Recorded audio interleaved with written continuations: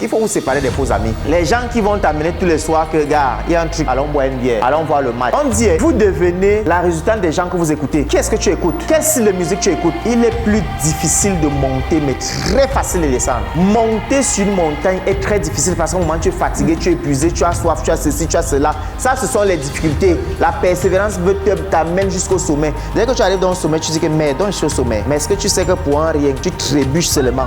Tu vas rouler comme ça le même jour.